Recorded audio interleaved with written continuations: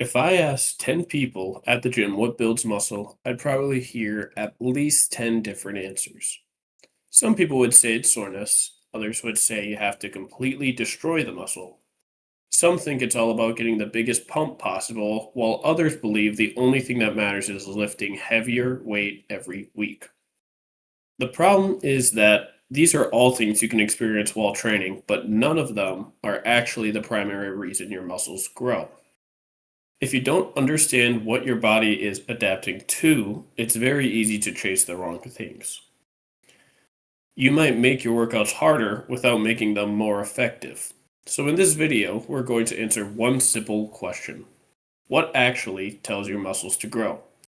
Once you understand that answer, a lot of training advice starts making much more sense. Most people think muscle growth as a reward for working hard. The harder the workout, the more muscle you'll build. At first glance, that sounds reasonable. After all, difficult workouts often leave you sore, exhausted, and feeling like you accomplished something. But those feelings are not the goal. The body doesn't grow because you suffered, it grows because it received a signal that says, the current version of this muscle is not enough for what you're asking it to do. It's a tiny but very important distinction. You can create a lot of fatigue without creating much stimulus. You can also create soreness without producing much long-term progress. Understanding that difference changes the way you approach every single workout. The primary driver of muscle growth is something called mechanical tension. Sounds very complicated, the idea is actually pretty simple. Mechanical tension is the force experienced by a muscle while it's producing force against a load. Every time a muscle contracts to move or resist weight, tension is created inside the muscle fibers. Imagine you're performing a controlled set of dumbbell presses. As you lower the dumbbells towards your chest muscles aren't just relaxing. They're actively producing force to control the descent. Then as you press the weight back up, those same muscle fibers contract even harder to overcome the force of gravity. Throughout the entire repetition, your chest, shoulders, and triceps are generating force. That force creates mechanical tension inside the muscle tissue. But not all tension is equal. If the dumbbells weigh 5 pounds, your muscles don't need to generate very much force. The tension is relatively low because the demand is low. Your muscles are going to match the weight that you are moving. Now imagine pressing a weight that's genuinely challenging, something closer to the 60s to 80s, some people maybe even 100s, something you can only lift for a good 8 to 10 reps. To move that weight, your nervous system has to recruit many more muscle fibers, and each of those muscle fibers has to produce much greater force. The tension inside the muscle becomes much higher because the demand has increased. It is important because your body isn't simply measuring whether you're lifting a weight, it's responding to how much force the muscle has to produce to move that weight. Inside each muscle fiber are proteins and cellular structures that are sensitive to this mechanical stress. You can think of them as a tiny biological sensor. When enough tension is repeatedly applied, those sensors activate signaling pathways inside the cell. One of the most important outcomes is an increase in muscle protein synthesis, which is the process of building new muscle proteins. Those new proteins are incorporated into the existing muscle fibers, making them slightly larger and better equipped to handle similar loads in the future. In other words, your body isn't trying to make you look more muscular, it's trying to solve a problem.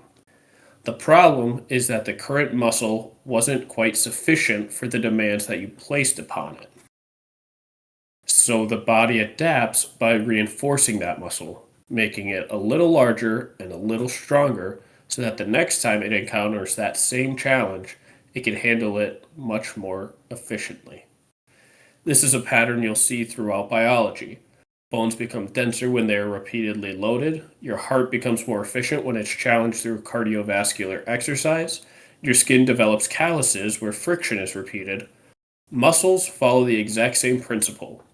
When it repeatedly experiences high mechanical tension and is given enough nutrition and recovery, it adapts by becoming stronger and larger.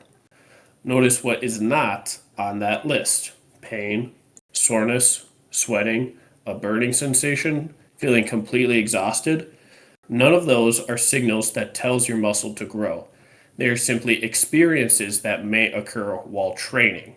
Some productive workouts produce a huge pump, others will not. Some leave you sore for 3 days, others leave you feeling almost normal the next morning.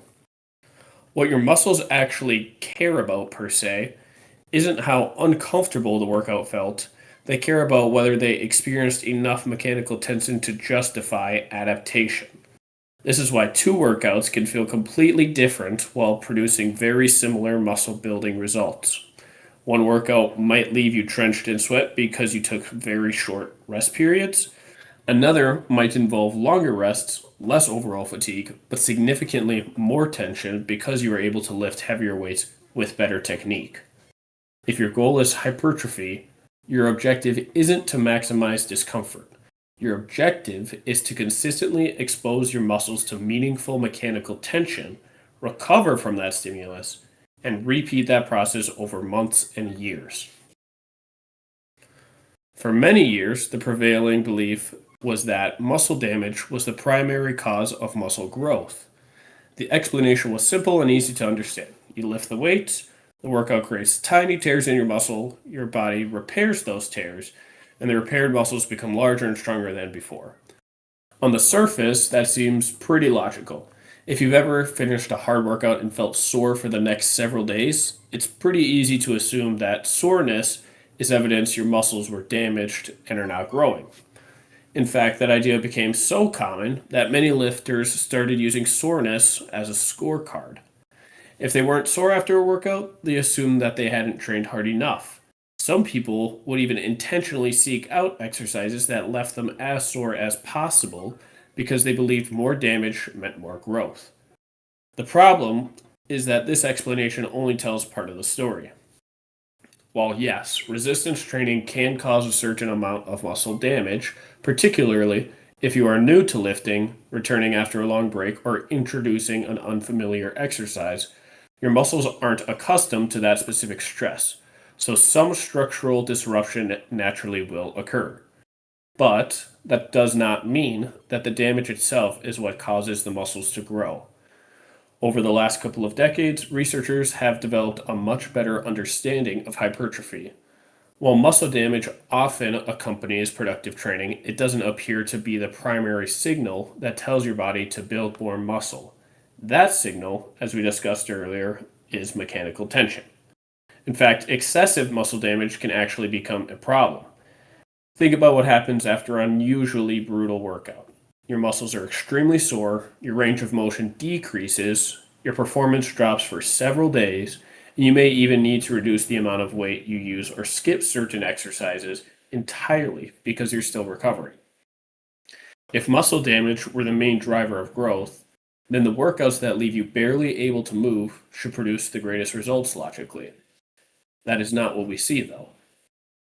Instead, excessively damaging workouts often reduce the quality of your next training sessions. You spend more time recovering and less time providing another productive growth stimulus. Over weeks and months, that can actually reduce the total amount of effective training you're able to perform.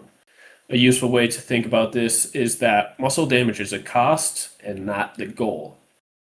Some damage is simply an unavoidable consequence of challenging your muscles, especially when training is new or particularly demanding. Your body is fully capable of repairing that damage while also adapting to become stronger. However, once the damage becomes excessive, the recovery cost starts to outweigh the benefits. Instead of helping you train better, it begins to interfere with your ability to train consistently. That's why experienced lifters often don't get very sore from their normal routines, yet they continue to build muscle for years and years to come. Their bodies have adapted to the exercises they perform regularly, and they can create plenty of mechanical tension during each workout, but they do so without generating unnecessary muscle damage. The objective is to provide a stimulus that gives your body a reason to adapt while still allowing you to recover and perform another high quality workout a few days later. Those are two very different philosophies. One is chasing destruction of your muscles, the other is chasing adaptation. And if your goal is long term muscle growth, adaptation is what is necessary. Let's talk about two things that almost everyone associates with a good workout: the pump and soreness. They're both common experiences after resistance training, and they're both often mistaken for evidence that muscle growth is happening. Let's first start with the pump. A muscle pump occurs because blood, water, and other fluids temporarily accumulate inside working muscles during an exercise. As your muscles repeatedly contract, blood flow into the muscle increases, while blood leaving the muscle is partially restricted by those same contractions. The result is that your muscles become swollen and feel tight or full. If you've ever looked in the mirror immediately after finishing a workout and thought your arms or chest look noticeably bigger, that's the pump. It's a satisfying feeling, and there's nothing wrong with enjoying it. In fact, some research suggests that cellular swelling associated with the pump may play a small supporting role in muscle growth and may contribute to the overall environment that encourages adaptation as well. But here's the important distinction: a pump is not the primary reason your muscles grow. Think of it this way: a pump is like seeing a construction site full of workers and equipment. It tells you that the activity is happening, but it does not tell you how much progress is actually being made on the building. Likewise, getting a huge pump doesn't guarantee that you've provided enough mechanical tension to stimulate significant muscle growth. You can create an incredible pump by lifting very light weights for extremely high repetitions or by using techniques like blood flow restrictions. Those methods certainly have their place, but the size of the pump itself isn't a measurement of how effective the workout was. On the other hand, many heavy compound lifts don't always produce an enormous pump, yet they expose your muscles to a substantial mechanical tension and can be excellent for building muscles. The pump can accompany productive training, it just is not proof that productive training occurred. Now let's talk about soreness. Delayed onset muscle soreness, or DOMS, is the discomfort you typically feel a day or two after an unfamiliar or demanding workout. For many people, soreness has become the unofficial scorecard for their success. If they're sore, they assume the workout worked well. If they are not sore, they assume that it was a complete waste of their time. But soreness is simply your body's response to stress that it's not fully accustomed to. That's why you often experience the most soreness after doing something new. Maybe you switch from barbell squats to Bulgarian split squats for the first time. Maybe you're going on a run to train cardiovascular health, and that can get your legs very sore. Maybe you return to the gym after several weeks away. Or maybe you try an exercise that places your muscles under tension in a completely different position than they're used to. Even if total training stimulus wasn't especially high, those unfamiliar movements can leave you incredibly sore because your body has not yet adapted to them. As you continue performing those same exercises over the following weeks, something interesting happens. The soreness usually decreases dramatically. Does that mean the exercise suddenly stopped building muscle? Of course not. It means your body becomes more efficient at handling that specific type of stress. The muscles are still experiencing mechanical tension. They're still receiving a growth stimulus. They're just no longer responding with the same degree of soreness. Experienced lifters see this all the time. Someone who has been consistently following the same well designed program might make steady progress for months while rarely feeling more than mild soreness after a workout. Meanwhile, a beginner can be sore for 4 to 5 days after a single training session simply because everything is completely foreign and new to them. The beginner isn't necessarily growing faster, while there are things such as newbie gains, which we will talk about in another video. They're simply experiencing a larger disruption because the training is new. That's why soreness is such a poor way to judge the quality of a workout. The absence of soreness does not mean your workout failed. And being barely able to walk the next day does not automatically mean it succeeded. Instead of asking, am I sore? Ask a better question. Did I expose my muscles to enough mechanical tension to give them a reason to adapt? That's the question your muscles are actually responding to. The pump and soreness may come along for that ride, but neither one is driving the car. If mechanical tension is a signal that tells your muscles to grow, then an obvious question comes up. Why don't your muscles just keep growing after the first few workouts? The answer is because your body adapts. Remember, your body isn't trying to build the biggest muscle possible, it's trying to become efficient. Whenever you're exposed to a challenge, your body asks a simple question: do I have enough muscle to handle this demand? If the answer is no, it adapts. If the answer is yes, there's no reason to spend additional energy building more muscle. Imagine carrying a backpack that weighs 20 pounds. The first day, it feels surprisingly heavy. Your shoulders get tired, your posture changes, and after a long walk, you're very ready to take it off. Now imagine carrying that exact same backpack every day for the next month. Eventually, something interesting is going to happen. The backpack will not get lighter, it's still 20 pounds. You simply become better at carrying it.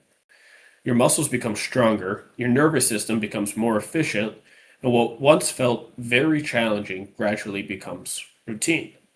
The load never changed, your body did. The exact same thing happens in the gym. When you first begin lifting, even relatively light weights can provide enough mechanical tension to stimulate growth because your muscles aren't accustomed to that level of demand. But after weeks and months of training, your body's going to adapt. The muscles become larger, your nervous system becomes more coordinated, your technique improves. What was once a difficult set of 8 repetition eventually becomes something you can do effortlessly. At that point, the exercise is no longer asking your muscles to solve a new problem. And if there's no new problem, there's no reason for your body to continue adapting. That's where progressive overload comes in. Progressive overload simply means that as your body becomes more capable, you gradually increase the demands placed on it so that mechanical tension remains high enough to continue stimulating adaptation. Notice that I did not say progressive overload means adding 5 pounds to the bar every workout. It's probably the most common misconception of progressive overload. Adding weight is one form of progressive overload, but it's far from the only one. You might perform more repetitions with the same weight. You might improve your technique so the target muscle does more of the work. You might increase your range of motion, forcing the muscle to produce force through a greater distance. You might slow down the lowering phase of the lift and maintain tension for longer. You might add another productive set, or you might simply become more consistent, allowing small improvements to accumulate week after week. All of those can increase the effective challenge placed on the muscle. The important point is that the muscle must continue experiencing a meaningful level of mechanical tension relative to its current capabilities. Think of it like learning mathematics. An elementary school worksheet is challenging for a 6-year-old. It does not challenge a college engineering student. Worksheet didn't become easier, it's still the same worksheet. The student became more capable and smarter. To continue learning, the difficulty has to increase. Your muscles work the same way. As they become stronger and more adapted, yesterday's challenge becomes today's workout. If you want continued growth, you have to continue giving your body a reason to adapt. That's all that progressive overload really is. It's not about making every workout harder than the last. It's about making sure your training continues to challenge the muscles at their current level so mechanical tension remains high enough to justify further adaptation. When you think about it that way, progressive overload stops being a rule about adding weight. It becomes a natural consequence of how the human body learns, adapts, and becomes more efficient over time. This is where I think an engineering mindset becomes very useful. Imagine you're testing a bridge. You don't evaluate the bridge by measuring how loud it creaks. You don't judge it by how dramatic the test looked. You evaluate how much load it experienced and whether that load exceeded the previous design requirements. Training works the same way. Mechanical tension is the load, muscle growth is the structural adaptation. Everything else is secondary. Sweat is not the measurement. Soreness is not the measurement. Even fatigue is not the measurement. Those are outputs that may accompany the process, but they aren't the reason adaptation happens. Once you separate the signal from the side effects, your training becomes much easier to understand.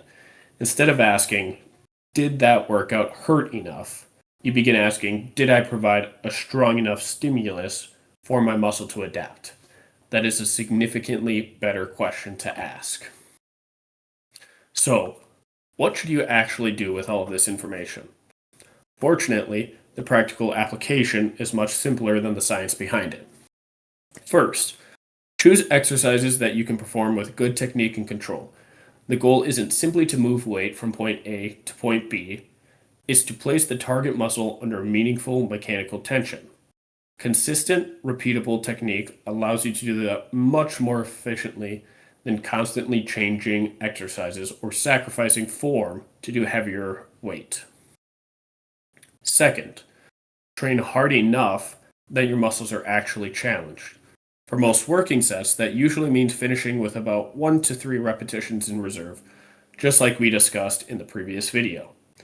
The weight should be heavy enough that your muscles have to work, but not so heavy that your technique completely falls apart. Remember, the objective is to maximize productive tension, not simply survive the set. Third, focus on gradual progression over weeks and months instead of chasing the most exhausting workout possible. Muscle growth is the result of hundreds of productive training sessions added together over time. You don't need every workout to be extraordinary. You need each workout to move you one small step forward. Finally, don't judge your workouts by how sore you are or how big the pump you get.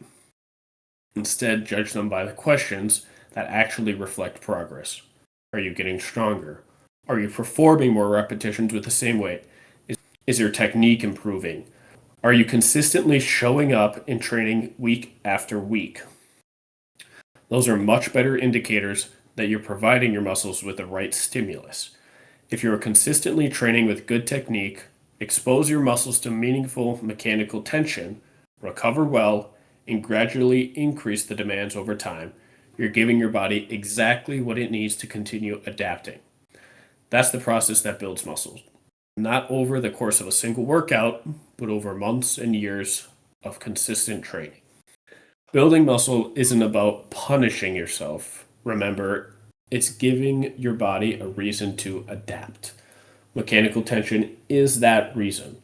Everything else, fatigue, soreness, and the pump, can happen during that process, but remember, they are not the primary drivers of the growth.